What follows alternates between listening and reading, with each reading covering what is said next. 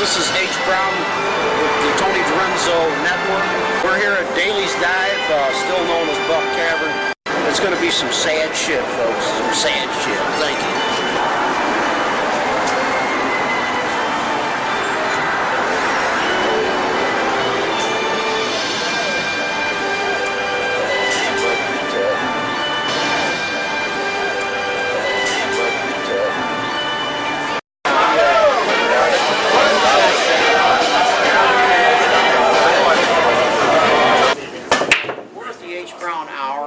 We're produced by Tony De Renzo. He runs Pot Talk TV, and he's an umbrella for a half dozen or more ongoing internet shows, and mine is one of them. I'm sitting here with Terry Baum. Terry Baum ran for Congress. For those of you who are on the San Francisco scene, you will realize or recognize Terry is a playwright who's put a number of shows on stage, and she has one going now. With a little bit more background, Terry ran for Congress against Nancy Pelosi. We ran three strong women in a row. We ran Terry Baum, and then we ran Chrissy Kiefer, and then we ran Cindy Sheehan. So Terry, comment on anything about your political life? I understand you're thinking of running for mayor too. Yeah, right, H. I'm definitely running for mayor. That's because I really want there to be a progressive voice, and I might be the only progressive candidate. I'll be very happy if there are other progressives running too. I'm so grateful to San Francisco for both IRV, which allows me to run without worrying about spoiling anything, and for matching funds for a campaign. I would not be running for mayor if it wasn't San Francisco. I've been living here since 1978, been making my contribution as a playwright and also as a political person, and been walking around and working and having ideas about what works and what doesn't work in this city. I've also lived in Amsterdam and New York, and I feel like that gives me a perspective that somebody who's been just in San Francisco wouldn't have. And one of the big things is I've lived in Amsterdam where there are dedicated bicycle paths everywhere, and I really want to create that in San Francisco. That's one of the reasons I'm here. Terry, you're the real deal, and I know this. I've been watching you for many years, and I know that you'd make a fine mayor on the ground and running. But on the ground and running now, the local issues that are really capturing people's interest now are the first thing that's being kicked out there is pension reform. What is your position? There's a Hellman proposition, and there's a proposition from Jeff Adachi. What do you think? What is your position on pension reform? Are you going to back either or both of those propositions? I think there has to be another way to balance the budget besides pension reform. The idea that we are going to make up all the deficits by cutting pension reform is really morally wrong. I mean, it's going to be negative for the city too, because it's taking money out of the pockets of middle class people who spend it. So I am for, there's certainly pension reform that could happen, but it has to be coupled with taxes, changing the taxes on business. In other words, having a gross receipts tax, which would be much more fair than the payroll tax. So I would be for pension reform that was also coupled with creating more revenue in other ways. Well, my own observation is, I've been watching this since the beginning, is that the pension reform, neither of the camps that have, the Adachi camp or the Hellman camp, have offered anything to the voters that's going to even begin to touch this problem. So to think that either of them is somehow anti-labor or is over the top, they're not 25%. They're more like 10% of what you need, and the labor camp proposition kicks the can down the road for 20 to 30 years. I don't think that either of these is meaningful. You say you want to raise taxes on the rich. I like that. How are you going to do that? Well, that's hard to do, and there has to be a political will to do it. In other words, the people of San Francisco have to have a vision that goes beyond demonizing workers in the middle class for whatever kind of stability they've been able to carve out in their lives. And so I want people to think more deeply about it. There are taxes that are possible, like I said, gross receipts tax. I've also heard that, I've also know that we can create a tax on every gallon of gasoline sold in the city. Now that I would want, of course, to be dedicated to public transit.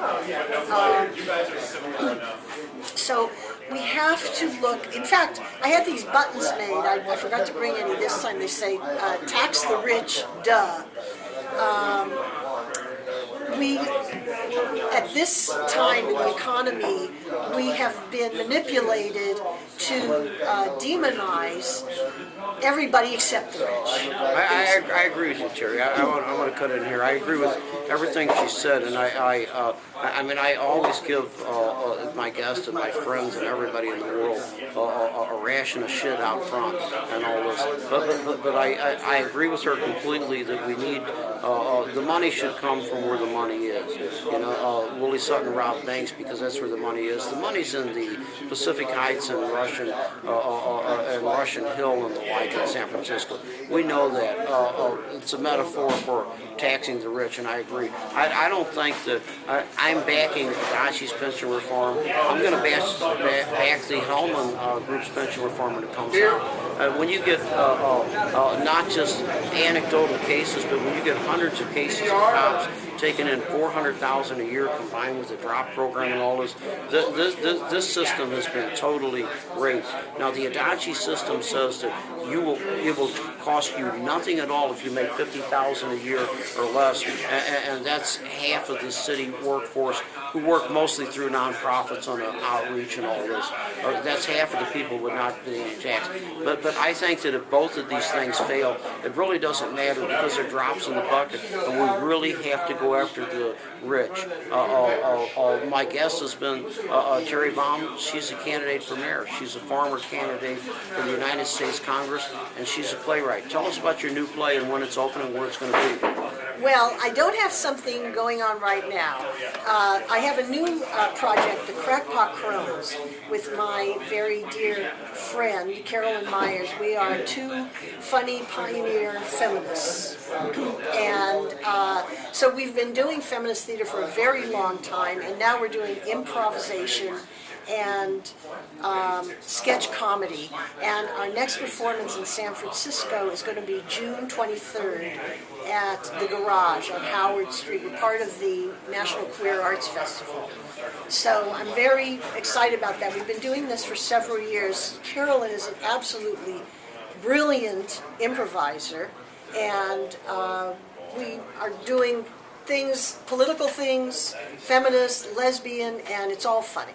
Give us email addresses and addresses generally, and we promise you we're going to do graphics and flashes on the screen. Okay. terrybaum.com is my website, which is mainly about my theater at this point, but there will be something about my announcement for mayor, and and that's TerryBaum, and my email is terrybaumsf@gmail.com. Folks, pay attention. Terry Baum is the real deal. She's been fighting for San Francisco progressive values for many, many years, and thank you for being with us. Thanks for having me, H. Hot Talk TV, the H. Brown Hour. Thank you very much. Folks, now we're graced. We've just talked to Terry Baum, a candidate for mayor. Goodbye, Terry. She's heading out the door there with her campaign manager. Hi, Terry. And the other guy sitting next to me waving at her going out the door is Pat Monk. Pat Monk, RN, registered nurse, dealt with a lot of people who had everything in the world torn off of them and gutted out of them and into them and all this.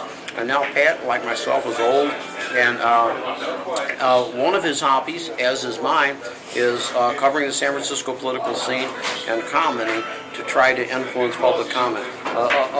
Pat, in your 49th year of life, what do you feel about your life and what's important to you?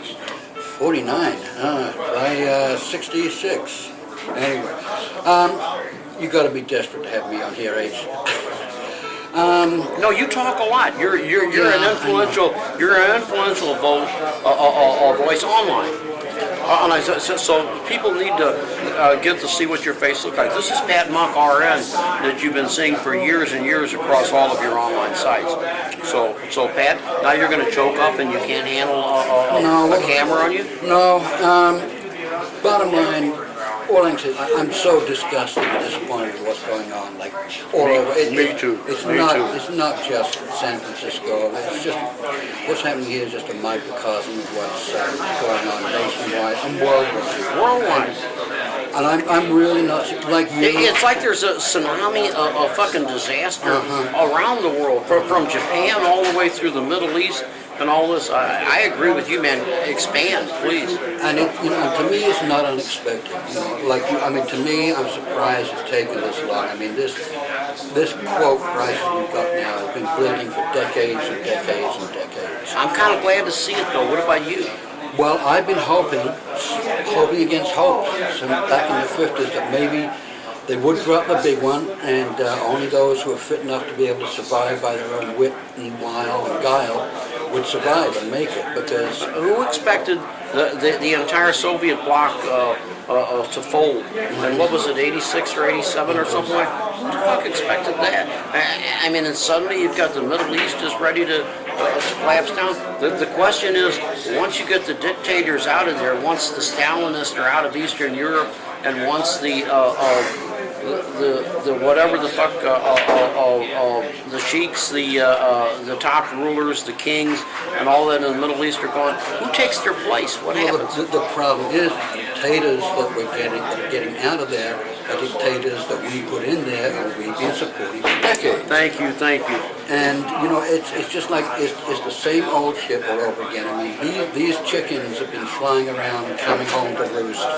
They finally come home to roost. I just don't know if there's enough time left for the quote American public, the middle class, the protected middle class, to realize that it's now the shit is up to their necks. Before it was up to everybody else around the world was drowning in misery. Now it's really come home with destroying unions. Let's get to the point. The point of the matter is that America is a diverse community, and as a diverse community, we have millions and millions of citizens here who hearken from the Middle East, who have family and friends there and all this. I don't think personally that this is going to hurt the oil companies one whit. But getting rid of the dictators in the Middle East, how will this translate down to the Palestinian grocers who run so many shops? There are 400 of them in the one organization and all that.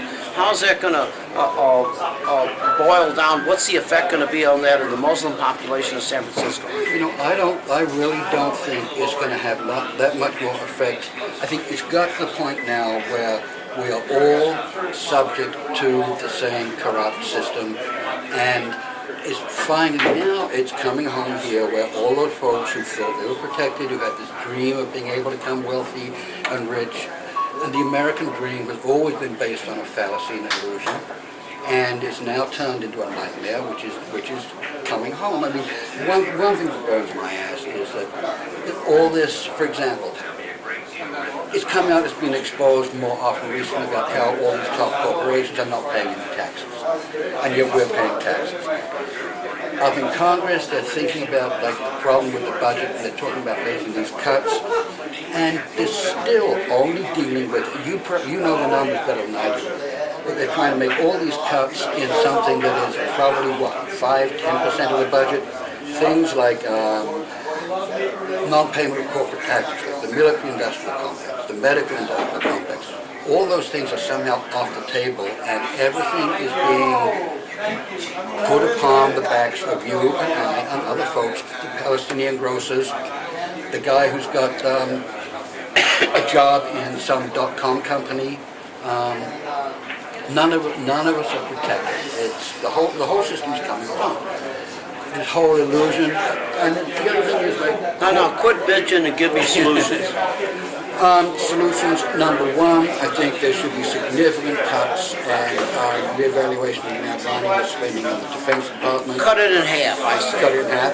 That'd be good for a start. No, cut it in half and redirect it into emergency rescue operations for the entire face of the earth. We should be the masters of disaster. Go on. I agree. Cut defense in half. The next thing At least. The next thing we should deal with is the medical pharmaceutical industrial complex. We need a national health care. We need national health care. We need to me, the idea that health care for people should be a for-profit industry is a total anathema. I mean, I look at it. We're the only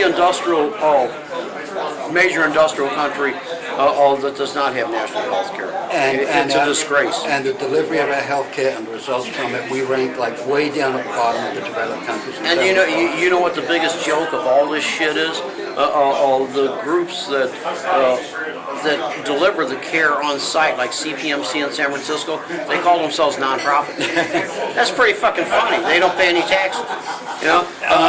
But Sutter Healthcare, which is the top boss under which CPMC operates, just got nailed by the state for overcharging for hundreds of millions of dollars on tests that they didn't even create. I mean, you've got an enormous bureaucracy in American healthcare, something like 16-20% or some shit for administrative, and to justify themselves, they create more income by doing fake tests and this and that and all that. Doctors, it's like the union rank and file is fine in San Francisco and the United States. I hate the leaders. I hate the brass. The doctors and nurses that run all of the clinics and the hospitals across the United States hate. Patrick's a nurse. My sisters were nurse practitioners and all this. I was an emergency medical technician. I grew up. These are all good people. We've got monsters running our economy on every level and in every position, from the banks all the way down. And my question is, Patrick, do you think we should go out and kill them? I don't think we should go out and kill anybody. But you mentioned Sutter. Sutter, I mean, I work for Sutter as a hospice case manager, and Sutter just recently fired me. They fired me because I am convinced there's a policy, and I think it's a deliberate policy, that any nurse or case manager who is experienced, has a lot of experience under the belt in empirical evidence, and I've spent a lot of time dealing with hundreds and hundreds of patients and their families, as I have over the year. There is a policy to get rid of older experienced nurses who have empirical and experiential evidence in what works, and we know it because we're in the patient's house day after day after day, and yet we are governed by these bottom line bean counters and also some inexperienced middle management types who are much more happy having younger, inexperienced, more quote trainable nurses in there who will basically do their bidding and check off the boxes. But as you said, like single payer, there has to be some way to take, I mean, correct me again if I'm wrong, there's something in the Constitution that says we're guaranteed life, liberty, and the pursuit of happiness. My feeling has always been that if you don't have your health, how can you have any of those things? Tony! Trying to get your attention here. I want to wrap this one down and do another one. Get over with you. So, all right, so quickly, locally, I don't want to get in. Basically what we're doing, and we'll publish all this on the net and all this, is Tony wants a 30-minute thing, so he wants like 5 or 6 5-minute interviews, and I'm watching the clock, and he's way past it on this. And he wants to leave me but on Tony the cutting don't give room a floor. fuck. He just wandered around being a fucking superstar. He's being a fucking superstar, wandering around here. So you don't want to kill the rich? No. I want to tax them, and I want to ship them down to Guantanamo. Okay. Let me one thing first, just to wrap up. There's an election. I don't want to kill the rich either, folks. There's an election coming up. No matter who runs, get out there and vote. Get involved. I mean, I don't know if there's a chance to turn this city around, but somebody's got to stand up for people, for human beings, health and human services. Folks, let Take it away. me close this down in reality. Next The time I'll United- bring you cigars and some whiskey. The United States is in great shape. You start on the eastern shelf of the country, and you'll find we have the best fisheries for lobsters, crabs, whatever, and all this. It's an amazing thing. Run inland, and you find out, and you run through Pennsylvania and the South, and you realize that we create more board feet of lumber through 10-year growths of Lapalazzi pine in North Carolina, South Carolina, Georgia, and Alabama. That we actually grow more than we harvest. Our problem is on the other coast for not harvesting. We shouldn't harvest native growth. But we've got lumber, we've got fisheries. When you move inland and you find out we've got more fresh water than anybody in the world. The Great Lakes is all fresh water. We've got all of the aquifers running through there. We have 18 feet of topsoil and running from the Canadian border all the way down to Kansas. In the world, 18 inches is considered good. We've got 18 feet. We're blessed. We've got more coal than anybody in the world. We've got more granite. We've got more lead. We've got more copper. We've got more zinc.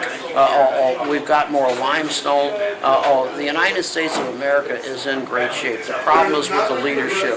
And people that want to change the leadership are people like myself and Patrick Monk, our guest today. Patrick, thank you. That's why it's called the H. Brown Hour, folks. Hour for H and minutes for the people. No, we'll cut out your minute in the edit. So our third guest on our first edition, the H. Brown Hour, Hot Talk TV, producer Tony De Renzo. We're here at Daly's Dive at 1655 Market Street. Our host is Chris Daly, who's behind the bar. We'll get a shot at him and talk to him a little bit as he's working later on. But Daly's Dive is as you might guess, because Daly was for 10 years until a couple months ago, the supervisor in this district where the bar sits. So you get a lot of political types coming in here. One of the people that I was happy to hook up with here again is Ron Ress. He's semi-retired, he does some work, I'm sure, this and that, but he did, for Comcast, he was a producer. He did things like City Desk News Hour. Those of you who are political files such as myself certainly watched the stuff that Ron did over the years. He did the presentations for the president of the Board of Supervisors. He produced, as I said, he did City Desk News Hour. He produced a view of San Francisco nightlife and bands. He got to choose whatever bands he wanted to put on a line a couple times a week. Ron, tell us a little bit about your career and welcome to Daly's Dive and what's going on. Of course, it was several different outfits in the 20 years that I was there. It was Viacom, AT&T, and TCI during that time. But we produced quite a few shows over the period. I worked with Arthur Brizzoni as well. That was another one that I worked with. We did SF Politics for many years, and then I directed that mostly. And then we also did SF Unscripted, which was a great show. And I think probably one that Arthur really liked the best. But it was fun to work with Arthur, and I saw him change a lot over the years. How many shows has Arthur done on Comcast? Oh gosh, at least in the 20 years I was there, he did 3 different programs, and then there were a lot of them. He did probably 200 unscripted or more. And of course, some of those I think you can still find on the internet. So that was a great show. He brought in a lot of good people. We did a lot of different types of programs. I did San Francisco Sound. That was the band show that you were alluding to. That went on. We did probably 300 some bands over roughly a 10-year period. Did a half hour of each band. Had some great ones, including kind of a highlight that you might remember. We did some of the original San Francisco sound when we had Big Brother and the Holding Company come on. And that was, for me, that was great. Not everybody remembered them, but that was back in the mid-90s when we had them. And we had everybody but Janice was actually there and played for us. So that was a great set. But we had a lot of good bands. And really the idea of San Francisco Sound was really broad. It was about music and people playing and the celebration of music. It wasn't about just a certain genre like club bands or anything like that. It was, kazoo bands we would have. If the people played it and enjoyed it, they were allowed to come on. So you're retired now and you can talk. A lot of I know a whole lot of people that you've interviewed over the years on your show, and you never showed any political preference. I mean, you produced the shows and all this stuff, but what are your politics? I mean, what do you think about, for instance, we've got a race, an open seat for mayor that we're going to be contesting in November. Do you want to come out in your retirement and back any candidate? Oh gosh. Well, certainly I've seen some of these guys kind of close. This is Ron Ress again, folks. Over the years as they appeared on our shows, and then, following them in the press and so forth. And, quite honestly, I guess I haven't really seen anybody that is, really appeals to me greatly. I've been fairly impressed with Ed Lee and his handling. Of course, he has not declared that he's running, but I think if he was to run, given how he's been handling it at this point, he would be a pretty strong contender. Otherwise, so far you're voting for nobody. Nobody, because Matt's not in the race. Oh, Matt! Who's this Matt person you speak of? Well, Matt Gonzalez is. I've always been a fan of Matt Gonzalez. Hey, Gabriel! Give us an interview. So, yeah, if Matt was running, that would be my choice. I think he'd be a great mayor, and he's a great humanitarian. God bless him, but at this point, probably one of the stronger ones would be Herrera, I would think. No. Your personal preference. Oh, my personal preference among that pool. Tough pool, huh? Yeah. You kind of got me on the short ones there. We're playing bar games around Daly's dive on the next mayor's race, and Daly and Mark Solomon, who refuses to appear on camera before us because he's publicity shy. Mark Solomon's publicity shy. That's funny.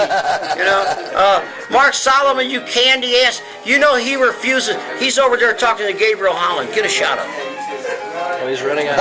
Get a shot of him running out. Here's a shot of Mark Solomon getting ready to run out. He's talking to Gabriel Holland and all this. He refuses to interview and all that. Go back because I promised not to cover him. Anyway, the whole point of these Friday shows is we're going to catch people who are willing to be on camera, and I just cheated, and you can cut that out. Hey, Mark, we'll edit that. I promise we will. If you don't want to be on our camera, we're going to do a 30-minute show every Friday. So anybody that doesn't want to be on, believe me, we will edit you out. But I do have shot of you chickening out. Yep, I've figured it out. It's just the back of your head.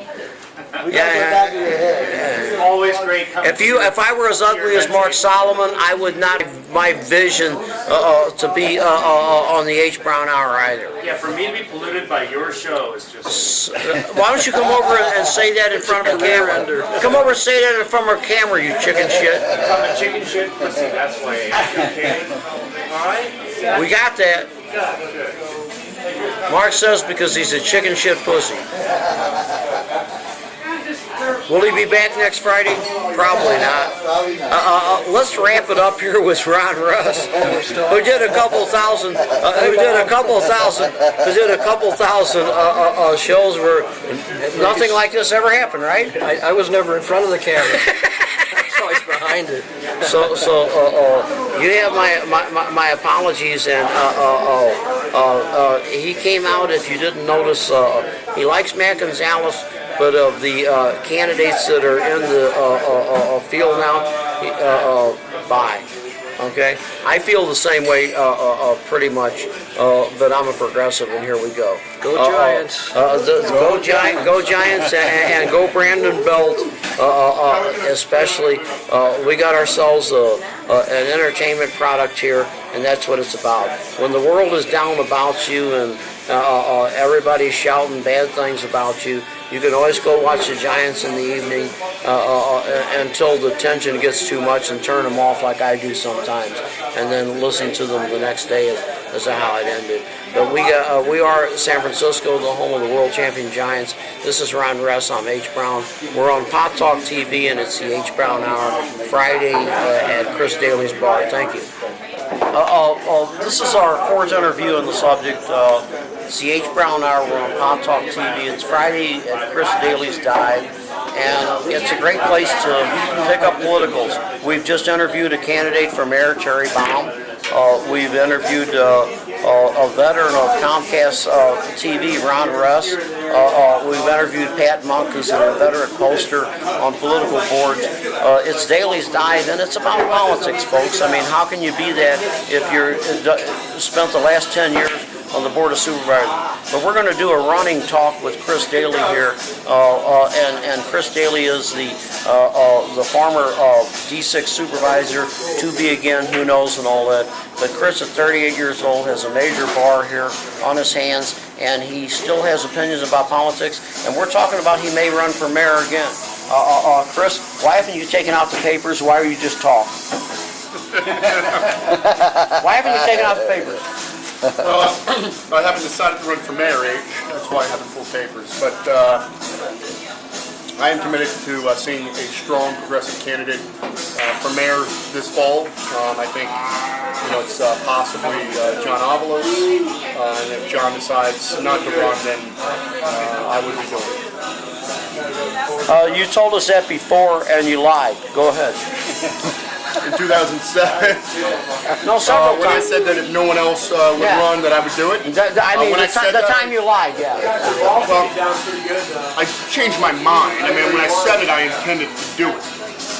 That's what I told all of the girls I got in bed with, and I said, I will not finish this phrase. But I was lying then, and I knew I was. Just the tip? Is that what you said, H?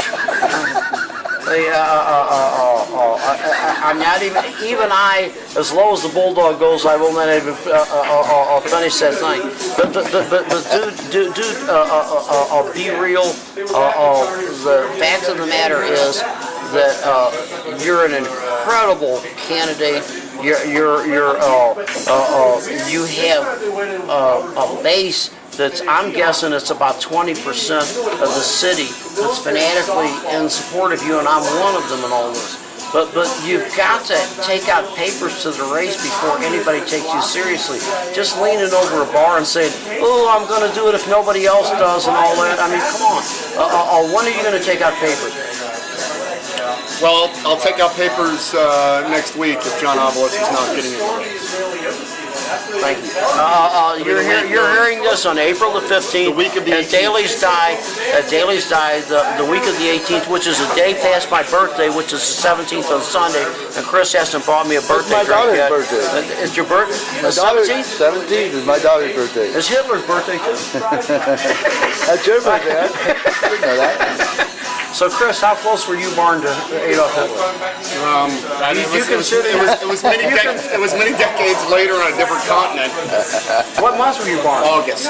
Well, that's pretty close to So Hitler's I was birthday. born on the 13th. That's pretty close to Hitler's birthday. So what do you think same day as, about claims that you're a Hitler admirer because your birthday's so close? Well, I was born on the same day as Fidel Castro. So, and I've never shied away from that fact. Neither would I. That's pretty good. So we're going to know something from you by the week of the 18th, which ends on, what, the 25th and all We this? don't need to know anything from me. We just need to hear from Avalos on All you Monday. need to do is pull papers. Well, what is your position on, by Look, the way? John Avalos is one of my best friends. I don't envision, I don't see any scenario where I would be in a race against John Avalos if he's running. I'm going to What do you win. mean against? What about IRB? John Avalos is running. Well, look, there's IRV, but if you are a candidate and there's another candidate in the race, you And you can't have the same base. you can't work on that campaign. That would be What the hell you mean you can't? Of course you can. no, you can't. Gene Kwan toured the fucking Oakland with her Right, opponent. but you can't strategize. You can't help out in that way. What the fuck would you know about strategy? I don't know. No. I've ran a few races. Some of them we won. Where do you get that? Because that's just bullshit. Hey, does anybody hear that? Daly say, hey, Gabriel. Daly says that you can't strategize with other candidates if you run on a common IRV ticket with them. He says that's illegal. Can you believe he just said that? It's Of coordination. course you can work with other tickets on an IRV. You can't coordinate. Gabe, you worked in District 5. We were 22 candidates, and you guys clumped together with 3 at a time. Am I right? Coordinated in between what's the name? Am I right or wrong? And Eric Smith, they coordinated. So anyway, we all agree that Daly's full of shit. Point it back. What do you mean you can't Which coordinate? definition of coordinating are you talking about? The ethics definition? If you're going to endorse somebody, obviously you're a coordinator. We shared offices. We had meetings in everybody's individual offices. If that's not coordinating, I don't know what was. But we agreed on a common platform things like foot patrols. We agreed on that. You're wrong. We can do that. You can cooperate with people. Cooperate, yes, but coordinate, yes. What does that mean? What's the difference in collaborate and coordinate? It's a campaign. You can appear on the same stage and hire bands in common and buy booze in common. I know that. It's a campaign finance. It's a campaign finance regulation. It's not. Please give me back that up. All right. I mean, I'm not. I have to look at my computer, look up the code. You're telling me it's illegal for 2 candidates running for the same office to appear on the same stage and share expenses? That's not what I said. I said it's illegal to coordinate in terms of campaign expenditures. I don't know about that. Sharing money, yeah, I don't see that, but sharing venues has been done forever. I'm not. If look, When Abraham Lincoln and fucking Douglas sat down on the same stage and shared expenses, that was a collaborative campaign. if John Avalos is running for mayor, I'm going to help out his campaign. No, you already said you weren't going to run if you run. That's right. The best way to do that is And we'll know by next week. For me to be a volunteer in his campaign. Do you think we believe that we're going to know by next week? Yes. How do you taking Avalos' word for that? Yeah. Well, because if Avalos doesn't run next week, I'll be running. So yeah, it's all going to work out. What are your views on Gonzalez or Adachi candidacies? Would you support, oppose, whatever, either of them if you're running? Well, Would you consider an IRV with them? if I were running? Yes. I mean, You can't speak for Avalos, obviously. absolutely, I would consider it. I think it'd be a strong ticket. Strong ticket, indeed. Although we have a disagreement on this, I think that our smartest path forward Do you really think the difference in Gabriel's position on pensions now and Holland and the Dachi's is really that broad? Well, I haven't talked to the three. The only difference is Adachi doesn't want to charge people who make $50,000 or less anything, and Gabriel does. So Well, that wasn't Adachi's position last year, probably. No, it wasn't. Why? I don't know why. Why? Because they got too much money from billionaires. How about because Avalos wouldn't talk to him? How about because none? So somebody won't talk to me, so my position is bad? That's a No. lame excuse. How do you expect your values to be put forth in a proposition if you do not do any input? Why weren't Jeff's values put forward in his own proposition? They were. Then he wanted to charge people making under $50,000 a year. And Changed, huh? What do you think of the new one? haven't read it. Well, the mayor's position is that he wants to charge everybody who makes $50,000 and under a year. I think that we should. And that's Gabriel's position. I think that we. No, they want to fuck 13,000 SEIU workers, but Nachi says, no, let's have a sliding scale. Let's put a floor at 50,000, and above that, we'll do a sliding Well, scale. and me, I want to go get the money from the banks who caused this mess in the first place. Well, are we going to need masks and machine guns, or how the fuck are we going to do By that? any means necessary. By any means necessary. Really? Well, how are you going to do that in the next 6 months? We might not get it done in the next 6 months. You're elected mayor. Who do you appoint? We're talking about you, Gabriel. You're elected mayor.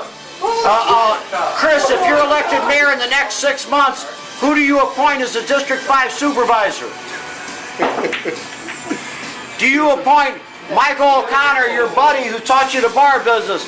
Do you appoint Gabriel Holland so that you can get some union support, or do you appoint Christiana Alagi, who's the best candidate? Who would you appoint as District 5 supervisor? Christina Lyon has endorsed David Chu for me. So? So what? You win the mayor's vote. Who do you appoint for D5 I have no supervisor? idea who I would appoint. Oh, come on. But this is a problem that Come on. You're the one person in town I wouldn't think would dodge a question. I'm not dodging the question. I'm giving you Who the is your honest answer. favorite among Gabriel Holland, Christina Alagi, Julian Davis, and Michael O'Connor?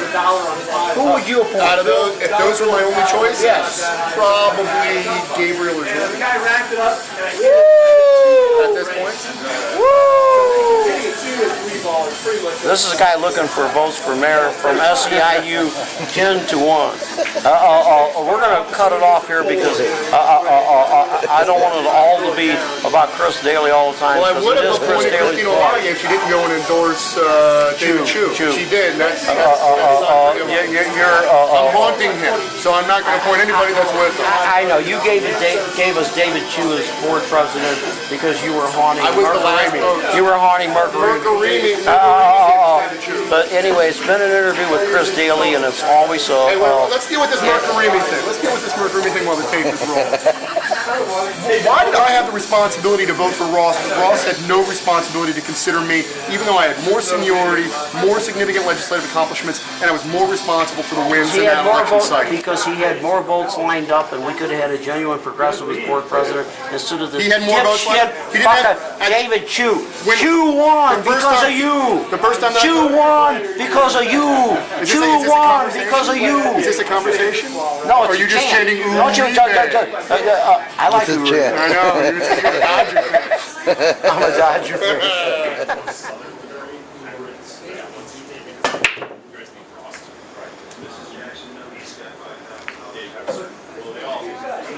What? We live? We have a live. We have live.